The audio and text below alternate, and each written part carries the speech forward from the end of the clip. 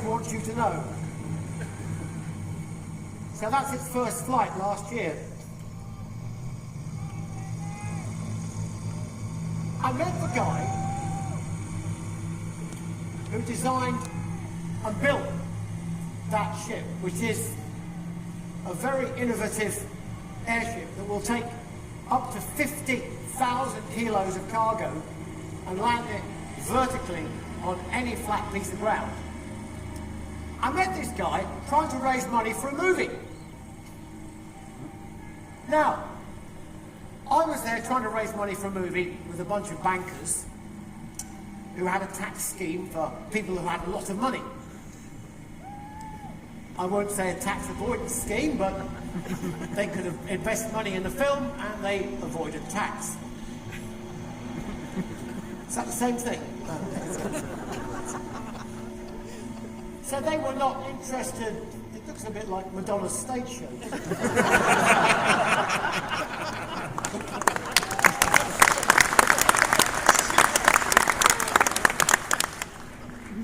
So it goes on forever. The flight was an hour and a half long. I think it stops in a minute.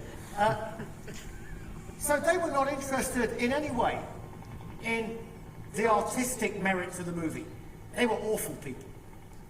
I had a really depressing evening telling them about the film, which they were not interested in. They just wanted to save money.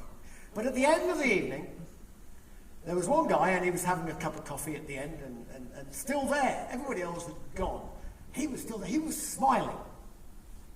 And I went, you know, I need to talk to this guy because he's the only guy I've seen with a smile on his face all day. It's all down to people, isn't it? So I went over, I said, oh, hi, are you going to invest in my movie? He went, oh, no. I went, well, why are you here still? He said, I've got a project I'm trying to raise money for. And I heard that you had a way with this bank of raising money, so I'm here to steal your idea.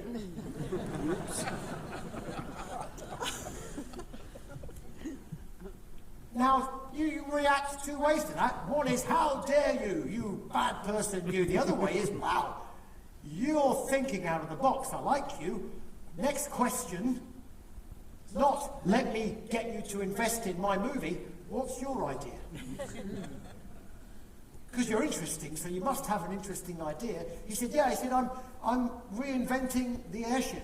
We've got a new hybrid design of airship, which will take massive amounts of cargo into remote areas, doesn't need a landing strip, and only burns 20% of the fuel of an aircraft.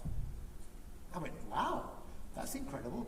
He said, come up and see my facility. So I went up to a field. Cows, and a shed in a field. And inside the shed were lots of guys with beards and pipes, drawing things, doing complicated calculations. And that was it.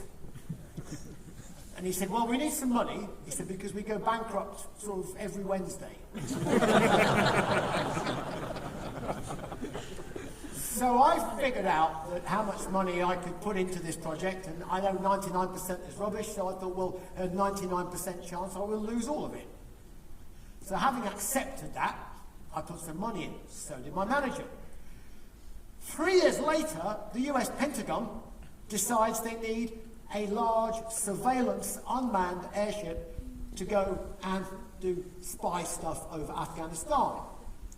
And the Lockheed Martin Corporation comes along and says, yep, we've got one, we've already built it, here it is, and you can have it right away. And they said, well, we need somebody else to bid. So, we did. Now, they'd already built their airship. They'd spent, several $100 million building it.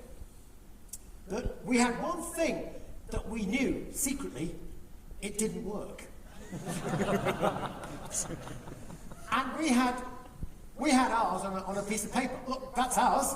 Look. And there are the calculations that prove it.